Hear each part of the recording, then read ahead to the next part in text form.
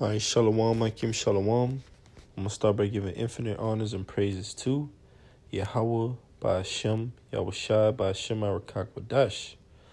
Double honors to the apostles of Great Millstone who rule well and teach well and are worthy of their double honors. Peace and blessing to you, Akim, pushing out this truth across the four corners during these last 6 of time. Back at you with a quick lesson going into the grinding of Babylon. The grinding of Babylon. Because in a dog-eat-dog world, or this rat race, all right, which Esau Edom has coined the labor force in this society, it's filled with crabs in a bucket, okay?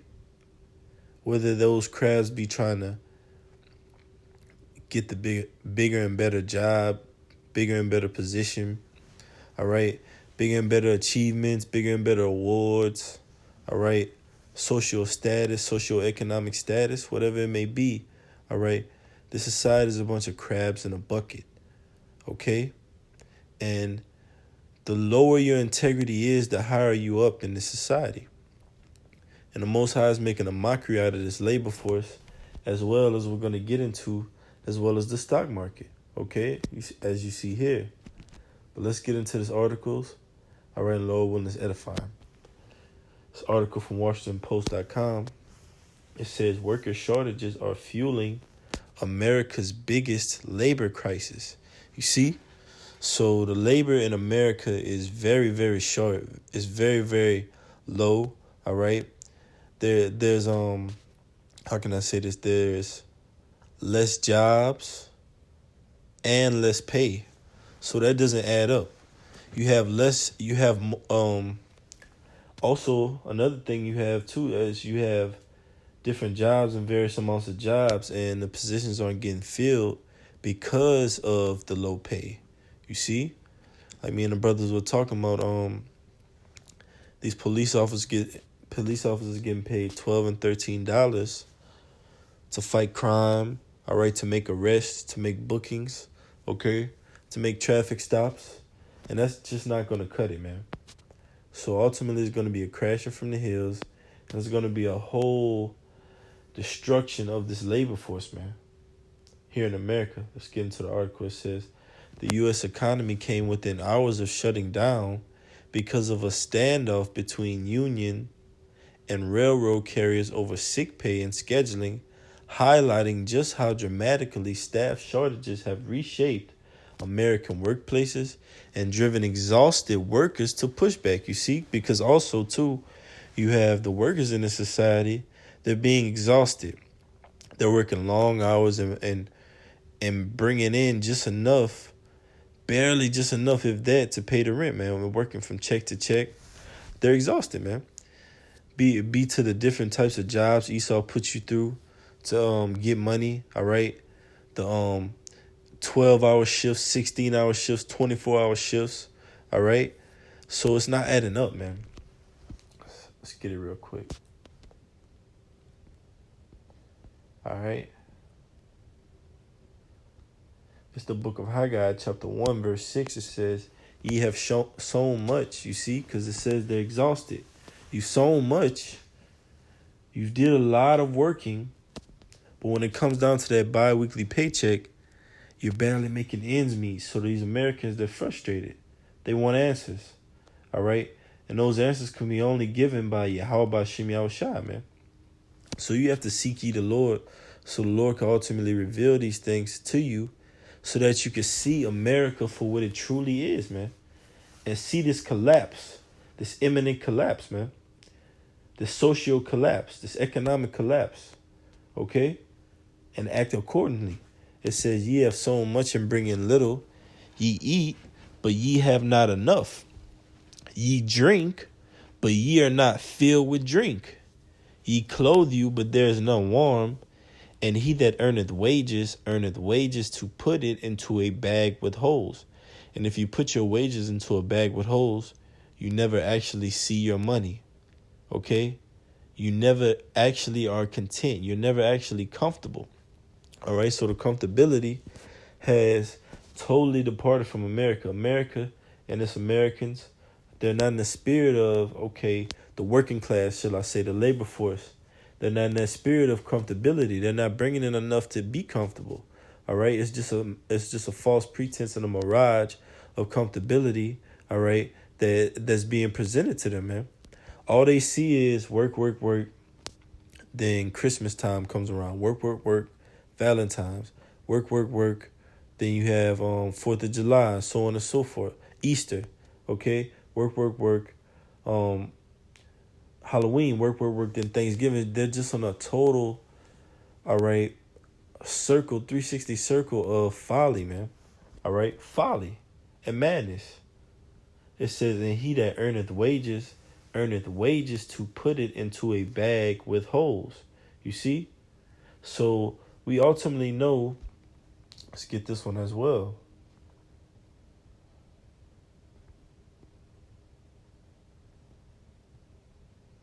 It's Ecclesiastes 1 and 9. The thing that hath been, it is that which shall be, and that which is done is that which shall be done, and there is no new thing under the sun. Is there anything whereof it may be said, see, this is new? It had been already of old time, which was before us. And ultimately, that's what the Lord is trying to relay to these people through the prophets, man. Yahweh Bashim Yahushua, like, hey, man, these things were here before. These spirits were here before. All right, the same spirit on the earth of that working hard level bondage. That's the spirit of ancient Egypt, man. That's why we call this place spiritual Egypt, because it's the house of bondage. Not only does it have us in captivity, all right, the Lord's chosen people, but it also is subjecting them to hardcore slavery, all right. And we see those things, all right. The average 9 to 5 is nothing more than hardcore slavery, all right, monetized, all right, corporately, because you work, say, 40 hours in a week or 80 hours every 2 weeks, and then you bring it home, what, maybe less than $1,000, all right, $1,500, $2,000. That's crumbs, man. And your rent may be $1,000, and plus you got utilities, plus you got cell phone bills, plus you got different insurances, plus you have to put gas in your car, right, to get to and fro. Then also you have to get your bread. You have to eat, man, to sustain. So ultimately, this society is just built off false pretense and lies, man.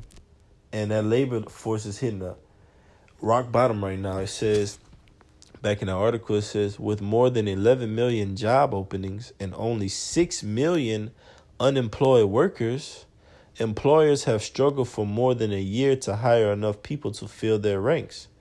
That mismatch has left employees frustrated and burnt out and is fueling a new round of power struggles on the job. You see? So it's leaving the employees frustrated, burnt out, like it said. All right, so you got different positions. Okay, like, for instance, you have different government jobs. You may have the restaurant industry. All right, you may have the, like you said, fast food industry. Okay, and then they have positions that are open, and they say apply now. Okay, they have signs out and they say apply. Then they'll say hiring now. But when you go to get hired, okay, the pay is bare minimum. The working conditions are not sustainable. All right, the people on the job are just total nincompoops. All right, and it's just a toxic work environment.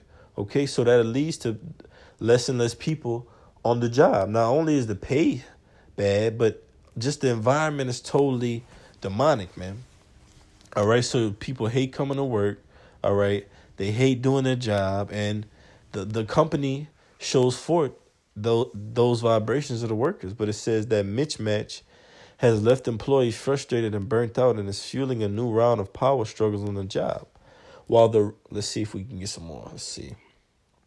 It says, at the center of each of these challenges are widespread labor shortages that have caused deteriorating working conditions.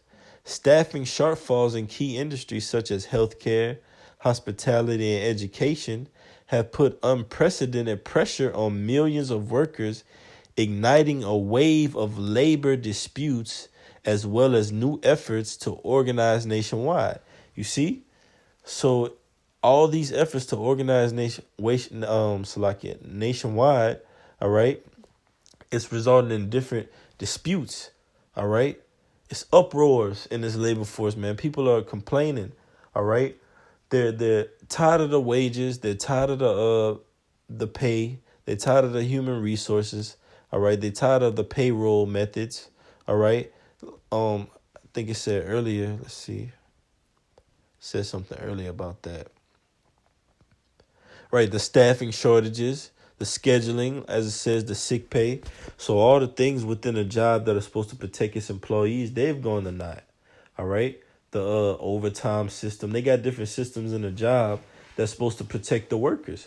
But they're now against the workers, man, because it's done sloppily because of the organization, man. And the organization is just extremely poor, man, in these jobs, in these workplaces.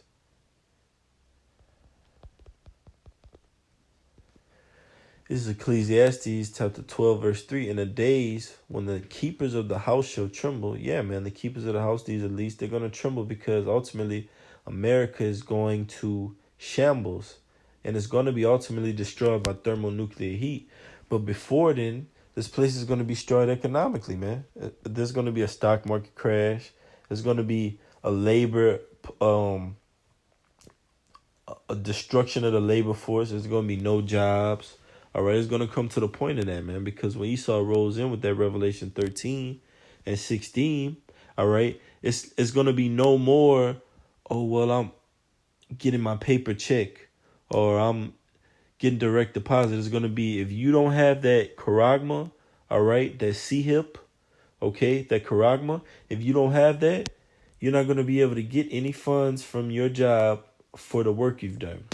You're not going to be able to deposit, withdraw, all right? You're not going to be able to put something to the side for your insurance, all right, deductible, or your retirement. It's going to be none of that unless you have that charagma, okay? So ultimately, we know that these people are going to have to make that decision to where you're going to trust in Egypt, the shadow of Egypt, all right? Or you're going to trust in Yahweh Bashem Yahushua, the power of Abraham, Isaac, and Jacob, all right? It says, in the day when the keepers of the house shall tremble, and the strong men shall bow themselves, and the grinders cease because they are few, and those that look out of the windows be darkened. You see? So ultimately, this society, the might, okay, the strength in this society is being brought very, very low. At one point in time, America's labor force, or his job force, was booming. They had all type of jobs. Everybody was working. Everybody was going out there hustling and bustling and getting to it. But now it's come to a point where the city of confusion is broken down. And as it's going to read, it says, and the grinders cease. You see the workers, because everybody's on the grind. Everybody's on the, I got to grind. I got to chase this paper. I got to chase this bag, you know. That's those workers, man. That's the workforce. Or I got to work my 9 to 5 and support my family or do this and do that with my money. Those things are going to come to an end, man, because you putting your family, you putting your career, you putting your vacation, you putting your retirement over Yahweh Bashem Yahushua, man. Okay? So the Lord is a jealous power, man. He's pissed off at you people, especially 2/3 of his own people, man. It says, because they are few, you see? And what's the title of this article? Worker shortages are fueling America's biggest labor crisis. You see? The workers are few, man. All right? It says, and those that look out of the windows be darkened, and the doors shall be shut in the streets. You see, there's going to be a cry for wine in the streets because you're going to see these places boarded up, all right, shut down, all right, with wood and pliers just over the glass windows. It's going to be over with, man. It's going to be through, man. All right. It says, when the sound of the grinding is low, and he shall rise up at the voice of the bird, and all the daughters of music shall be brought low. You see, because ultimately that's a symbol symbolizing of the society being brought low, the workforce, the music industry, all right? All these industries that Esau are being brought low, man, all right? Along with, as we're going to get into, this stock market, man, all right? Let's get into this article. This next one, it says the 2023 stock market collapse, because this ultimately goes hand in hand with that worker shortage, because the society relies All right. Its strength is in that stock market, the stocks. All right. Manipulating those numbers, punching in those numbers, crunching it in. All right. But there's going to be a crashing from the hills.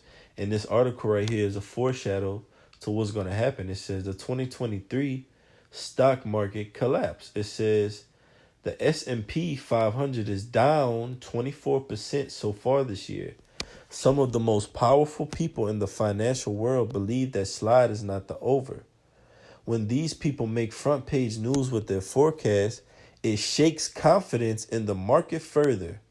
America's leading banker, JP Morgan Chase CEO Jamie Dimon says the market could drop another 20%. Now you see, the world leader, America's leading banker, JP Morgan CEO said this, man, that it could drop another 20%. So ultimately, these bankers, all right, these CEOs, they're getting ready to pull the plug on this place, man. All right, and usher in that NWO, man. Through the Spirit of the Lord, you have to see this, Aki. You have to see this, Israel. Okay, Yasharala. You have to see these things. All right, and ultimately make note of it through the Spirit and say, well, I'm not going to trust in the shadow of Egypt. All right.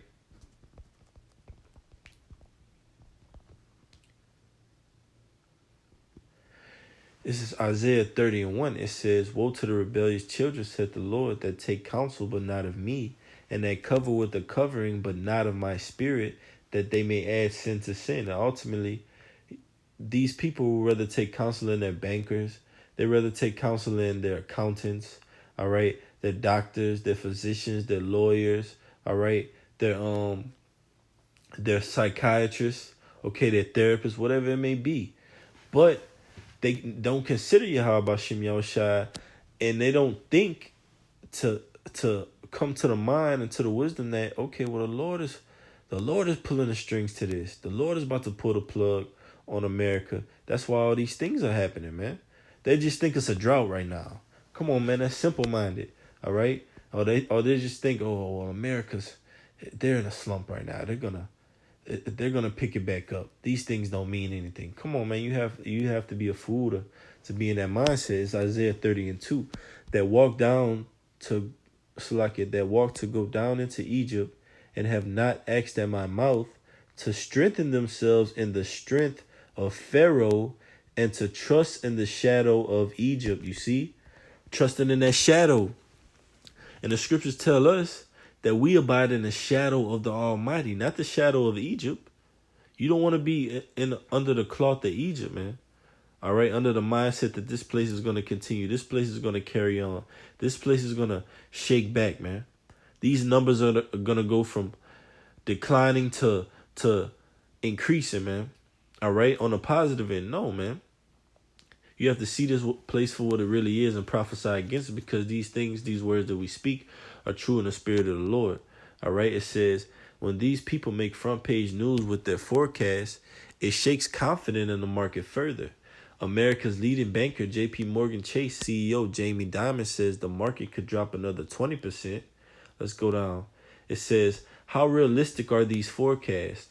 One only needs to look back to 2009. The Dow Jones Industrial Average was almost 19,000 in July 2007. It fell to 6,469 in March 2009. The loss was not recovered entirely until 2013.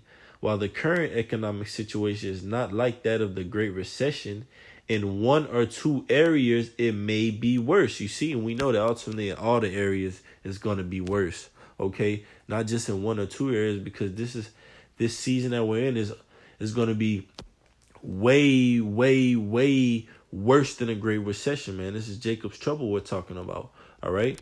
And this is what's going to happen, okay? Let's get it. All right. This is Zephaniah 1:10. It says, and it shall come to pass in that day, said the Lord Yahweh, that there shall be the noise of a cry from the fish gate. And where's the fish gate, man? Where economy and trades, buying, selling, and trading take place, man. It's likened unto the stock market, man. Those numbers indicate what? What's going to be potential for the forecasting of the economy in America. It says that there should be a noise of a cry from the fish gate, and a howling from the second, and a great crashing from the hills. You see? A great crashing from the hills. And as you can see, all right, back in this article, you can see those hills right there, man. All right, look at those hills. You can't make this up, man. The Lord is marvelous. All right, that's the stock market. The stock market. All right, and like it tells you in Revelation, it tells you the merchants were far off. All right, are howl and weep for her, man. All right, because they live deliciously with her, benefiting off of these things, benefiting off the stock market. Like it says right here, the SP is down 24%. They were benefiting off it being up 50%, up 20%. You know, when the numbers were increasing, they were just laughing and getting full, man. But now this place is drying out. All right, they want to pull the plug and usher in that NWO and that Caragma, man. But not so. All right, said the Lord. Ultimately, the Lord is going to foil those plans and deliver the children of Israel out of this captivity. Lord willing, this message was edifying.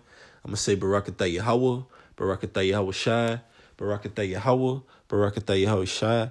Call Halal Yahweh by Hashem Yahweh Shai, by Hashem Arakah Kodash. Double honors to the apostles of Great Millstone, who rule well and teach well and are worthy of their double honors. Peace and blessings to you, Akim, pushing out this truth across the four corners during these last seconds of time. Kwam Yashala, Shalom.